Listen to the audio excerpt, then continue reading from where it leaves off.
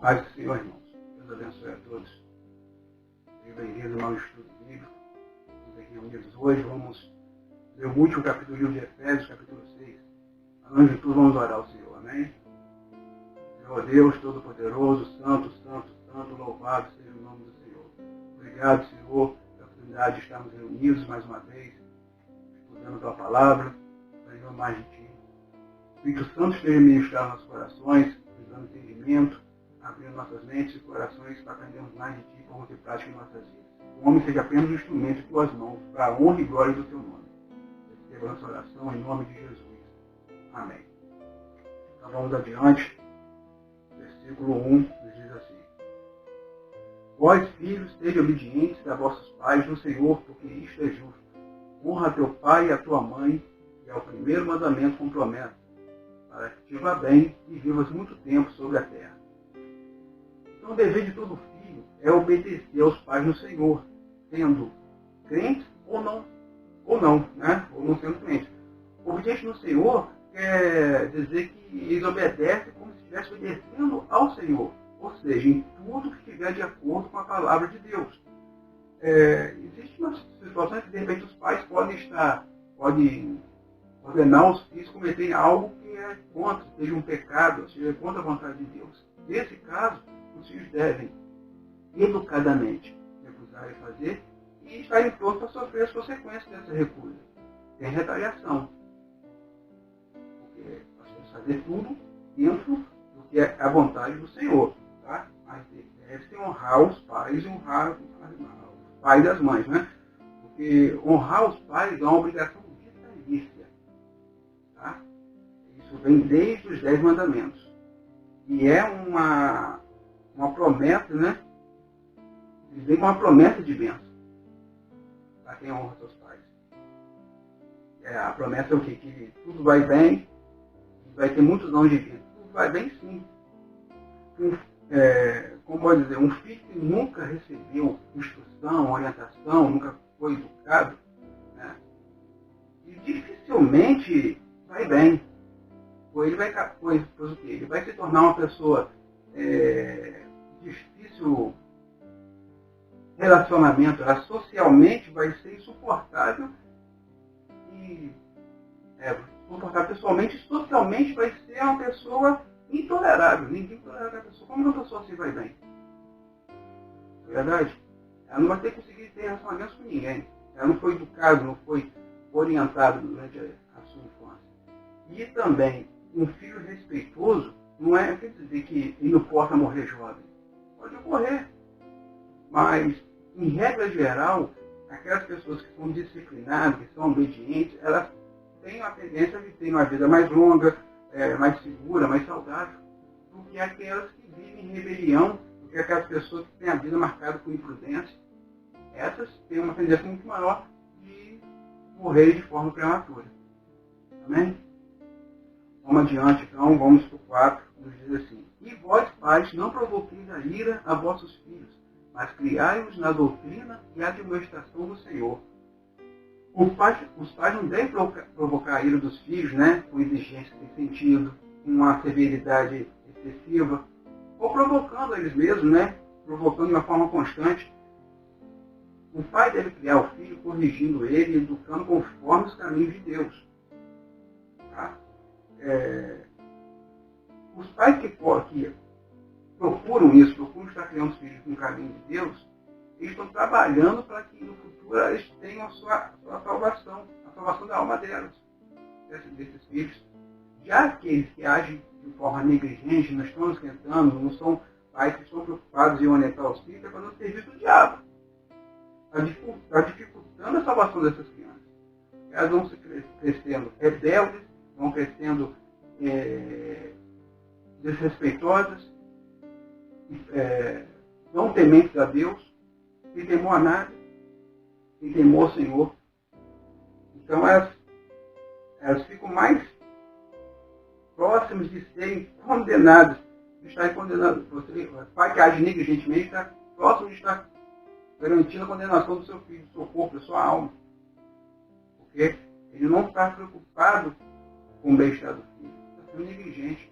Agora, o pai que é presente pais, né, são presentes, procuram educar seus filhos, estão trabalhando com Deus para a salvação da alma desse filho.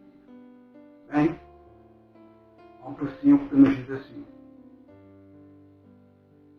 vós, servos, obedecei a vosso Senhor segundo a carne, com temor e tremor, na sinceridade de vosso coração, como a Cristo, não servindo à vista como para agradar aos homens, mas como servos de Cristo, fazendo de coração a vontade de Deus, servindo de boa vontade como ao Senhor e não como aos homens, sabendo que cada um receberá do Senhor todo o bem que fizer, seja servo, seja livre. E vós, senhores, fazei o mesmo para com eles, deixando as ameaças, sabendo também que o Senhor deles e vosso está no céu, e para com ele não há acepção de pessoas. Aqui o termo escravo e senhor pode ser trazido para os dias de hoje, como os termos empregado e empregador, patrão, né? Os escravos aqui na sociedade têm poucos direitos, praticamente nenhum. Mas na igreja, quando começaram a frequentar a igreja, eles tinham uma liberdade que até então era negada para eles. E, em Cristo, na igreja, eles eram colocados no mesmo patamar, em igualdade com seus patrões. Então isso era um assunto que se tratava na igreja, podia estar trazendo um certo embate. Né? Eles na igreja estavam em pé de igualdade, eles não eram servos em relação a Deus, mas na sociedade eles eram. Então, Paulo fala que os servos deviam obedecer, respeitar e trabalhar honestamente com seus patrões. E trabalhar de forma honesta, respeitosa e obediente, como se estivesse fazendo para Cristo. Não para o patrão. Certo? Não só em aparência, mas de coração. Mesmo naqueles momentos que não tinha um patrão perto, ele tinha que estar fazendo o melhor dele. Trabalhando 60 minutos de uma hora. Entendem? Não sendo relapso, sendo prudente, sendo correto, trabalhando como fosse para Deus. E isso iria levar um galardão para ele no futuro. Seria galardeado. Né? Haveria um galardão sobre isso. Né? E os senhores, por sua vez, eles têm que ser o quê? Eles têm que agir com justiça, com amabilidade, né? com honestidade. Tá? Ser justo não explorar os seus empregados, serem dóceis, tratarem direito, ser honesto com o empregado. E fala de escravo, mas tem aqueles que não eram escravos, então você tinha que pagar com justiça. Tá? E tratá-lo sem abuso ou ameaça, seja física ou seja verbal. E às vezes a ameaça, o abuso não é físico, mas é verbal. Através de xingamentos, palavras fortes, agressividade. Né? E os senhores têm que lembrar que o Senhor, Deus que está nos céus, sobre eles, também é o mesmo Deus que está sobre os empregados. Está sobre os dois. E ele não faz acepção. Deus não faz acepção e é justo. Então a gente tinha que pensar também em ser justo com os empregados. E o empregado também tinha que ser justo com o seu patrão. Então, Paulo dá uma apanhada aqui em cima dessa questão. Vamos ao versículo 10. No demais, irmãos meus, fortalecei-vos no Senhor e na força do seu poder. Revesti-vos de toda a armadura de Deus para que possais estar firmes contra as astutas ciladas do diabo. Porque não temos que lutar contra a carne e sangue, mas sim contra os principados, contra as potestades, contra os príncipes das trevas desse século, contra as ordens espirituais da maldade nos lugares celestiais. Portanto, tomai a armadura de Deus para que possas resistir no dia mau e, havendo feito tudo, ficar firme.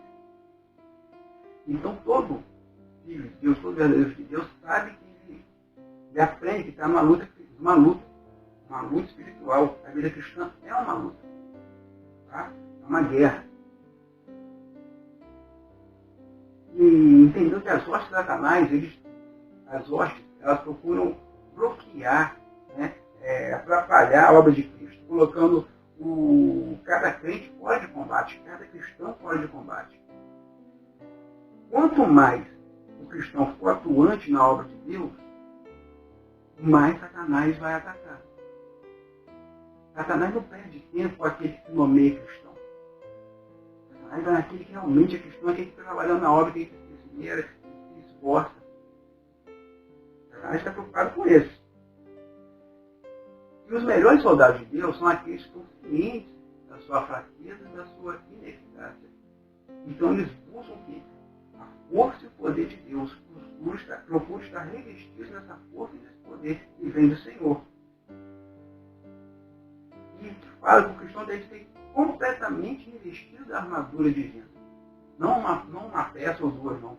Deve ser completamente revestido da armadura divina. Só assim ele vai resistir. Ele vai conseguir vencer com Cristo, vencer as dificuldades que vão aparecer, vencer essa luta. Né? Sabendo que ele não está lutando contra filósofos ateus, não está lutando contra sacerdotes mentirosos, líderes mentirosos, não está lutando contra alguém que seja de um outro culto que nega a existência de Jesus, ou contra governantes gerais. Está lutando contra forças demoníacas. A luta do cristão contra forças demoníacas, contra batalhões de anjos caídos. É isso aí. Milhões, milhares de anjos caídos. A terceira parte do céu caiu junto de Satanás. Imagina a quantidade disso. Quantidade de demônios. Glória a Deus que os 2/3 estão com Deus. Né? E sabendo que um demônio pode habitar um verdadeiro cristão. Mas ele pode fazer o quê? Ele pode agir ao redor para oprimi-lo, né? Para molestá-lo, né? Para criar dificuldade para o cristão. Então, na armadura de Deus, ele tem tudo o que é necessário para poder resistir nesses momentos que for atacado, nesses dias maus. O dia mau quer dizer, a referência é para todo momento que o diabo vier a atacar o cristão. Então, toda vez que vier aquele dia mau que o diabo está atacando, na armadura de Deus ele vai conseguir encontrar o que é necessário para resistir e vencer naquele momento. Amém? Então, vamos adiante, vamos ver agora o versículo 14. Estai, pois, firmes, tendo cingido os vossos lombos com a verdade, e vestida a couraça da justiça, e calçados os pés na preparação do Evangelho da paz, tomando sobretudo o escudo da fé, com o qual podereis apagar todos os dardos inflamados do maligno. Tomai também o capacete da salvação e a espada do Espírito, que é a palavra de Deus. Então Paulo aqui está citando todas as peças da armadura divina. Vamos ver uma por uma aqui. Fala primeiro do cinto da verdade. O Satanás abre luta usando mentiras. A Bíblia tem o pecado na salvação do homem, mas uma coisa que a Bíblia nos mostra a autoria de Satanás tem patente, é a mentira. A Bíblia diz que ele é o pai da mentira. Ele fala mentira porque ele é o pai da mentira e isso é próprio dele. Então, a mentira vem de Satanás. Ele luta usando mentira. Então devemos o quê? Nos atar à verdade de Deus, a palavra de Deus, né?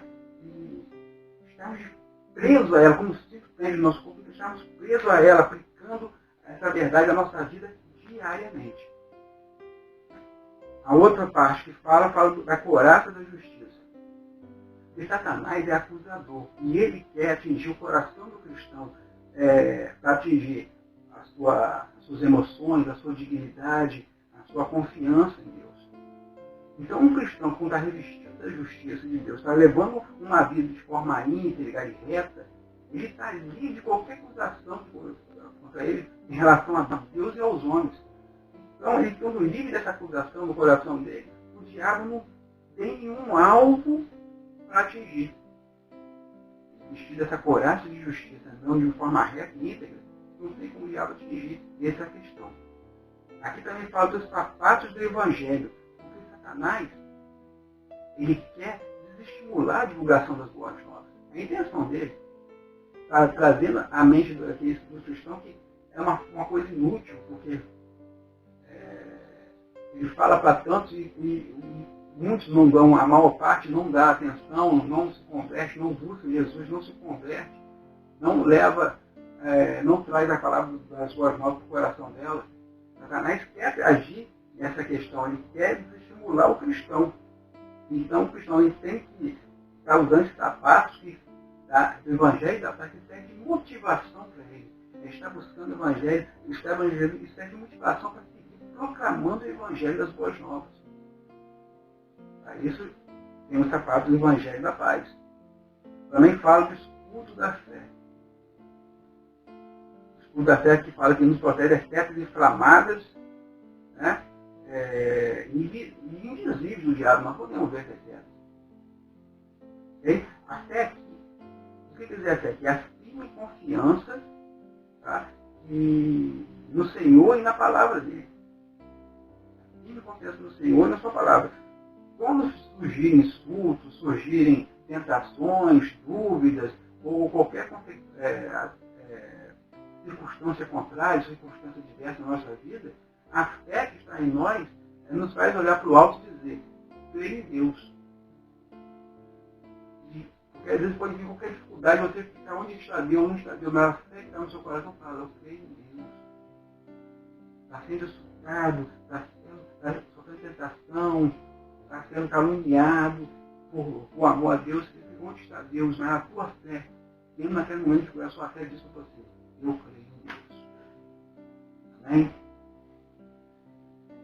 Ele fala aqui também de quê? Do capacete da salvação. Satanás quer que a gente tenha dúvidas sobre Deus, sobre Jesus, sobre a nossa salvação. Ele quer trazer isso à nossa mente. O capacete, então, o que o capacete serve? Para proteger a nossa mente. Então, ela não permite termos dúvidas contra a Deus, contra servir, contra Cristo, contra a obra de Cristo, nossa vida. Não permite que nós tenhamos dúvidas sobre a nossa salvação. E aí ele termina com a espada do Espírito. A espada do Espírito é a palavra de Deus. É a Bíblia, está aqui na Bíblia, a palavra de Deus. Aqui é a nossa espada, a espada de Deus. A espada do Espírito. Quando tentados, quando fomos tentados, quando sofremos qualquer tipo de retaliação, qualquer dificuldade, temos que estar confiantes usando a palavra de Deus. Qualquer tentação. Usar a palavra do Senhor. Jesus usou a palavra de Deus, usou a espada do Espírito contra Satanás 3 vezes no deserto. Ele usou a palavra de Deus para poder manter firme, para poder lutar contra o diabo, para resistir a Satanás. Amém?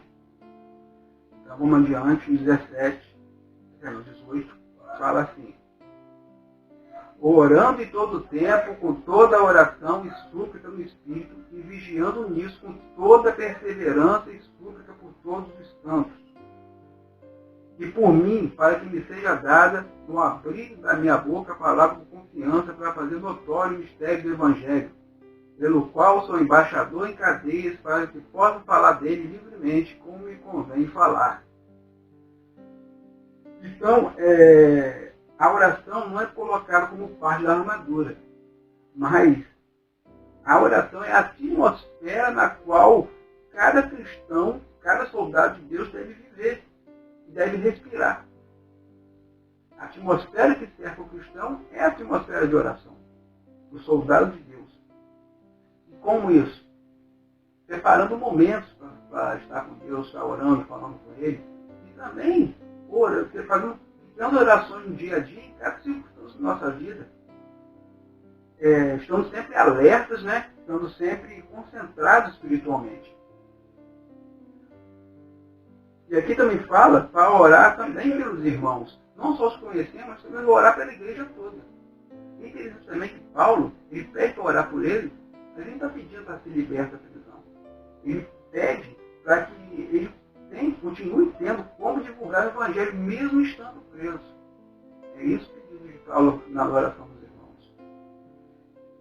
Porque isso nos mostra que Deus pode nos usar em qualquer circunstância, mesmo nas mais difíceis. Deus pode usar os seus servos. Amém? O 21 nos fala assim: ora, para que vós também possais saber dos meus negócios e o que eu faço, irmão amado e fiel ministro, vos informará de tudo, o qual vos enviei para o mesmo fim, para que saibais nosso estado e ele console os vossos corações. Então, Tíquico foi enviado de Roma até Éfeso, a fim de que ele dá a igreja notícia sobre Paulo, também para confortar, para levar uma palavra para os irmãos. Certo? Só para a gente ter uma curiosidade, o nome de Tíquico, ele é mencionado 5 vezes na Bíblia. Anotei aqui, ele é mencionado em Atos 24, versículo 4, em Colossenses 4, versículo 7, em Efésios 6, versículo 21, que nós acabamos de ler, 2 Timóteo 4, 12 e em Tito 3, 12. Tá? Então, para terminar, vamos ler o 23 e 24, fala assim: Paz esteja com os irmãos de caridade e com fé, da parte de Deus Pai e da do Senhor Jesus Cristo. A graça seja com todos os que amam a nosso Senhor Jesus Cristo, em sinceridade. Amém. Então, nos últimos versículos, Paulo está tendo suas saudações finais, né? Desejando que tenham paz e amor com fé. Paz para fortalecer seu coração, tá? Amor para poder estar adorando ao Senhor, e fé para os capacitarem na luta cristã, na vida cristã. Bem? Isso tudo vem de Deus, vem de Jesus. Ele dá, isso dá com alegria e dá em abundância aos seus servos. E ele fala mais, ele também deseja a graça para todos os que amam sinceramente a Jesus. Ele pede a graça para todos que amam sinceramente a Jesus. O verdadeiro cristão, o amor nele é permanente. Pode surgir, às vezes, dúvidas, pode ter um momento de dificuldade ameaçar se extinguir, mas quando é verdadeiro, esse amor não se apaga, esse amor não vai embora. Pode surgir dúvida no coração, mas a revestir da armadura da fé vai se fortalecer, e esse amor que existe no coração do cristão não se apagará. Amém? Amém. Então, amados, terminamos por aqui, hoje nos Efésios. Deus abençoe a todos. Dê uma semana de paz, semana de alegria, a presença do Senhor todo o tempo, em nome de Jesus. Amém? Vamos orar. Senhor Deus, louvado seja o nome do Senhor. Obrigado por tudo que foi feito aqui, Pai. Obrigado pelo teu amor, misericórdia, zelo e carinho constantes em nossas vidas. Muito obrigado, Senhor, pela sua misericórdia que se renova a cada manhã, sem a qual estaríamos perdidos. Louvado seja o nome do Senhor. Nos dê uma semana de paz, semana de alegria, e nos capacite, Pai, a estarmos andando nos seus caminhos, revestidos da armadura do Senhor, para lutar as lutas espirituais em Cristo, contra as ordens de Satanás. Ó Pai, Pai amado, Pai querido, possamos ser soldados de excelência no seu batalhão, no seu exército. Muito obrigado, Senhor. Receba a nossa oração, em nome de Jesus. Amém. Amém, amados. Fique com Deus. Até semana que vem. Tchau, tchau. Shalom. Restaura-me, ó Deus,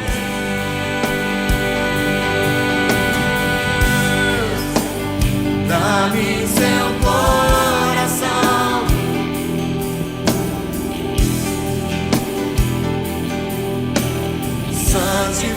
santifica-me, purifica-me, dá-me seus olhos, restaura-me, ó Deus,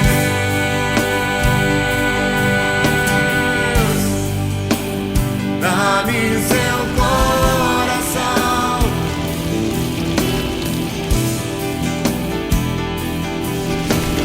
santifica-me, purifica-me, dá-me seus olhos,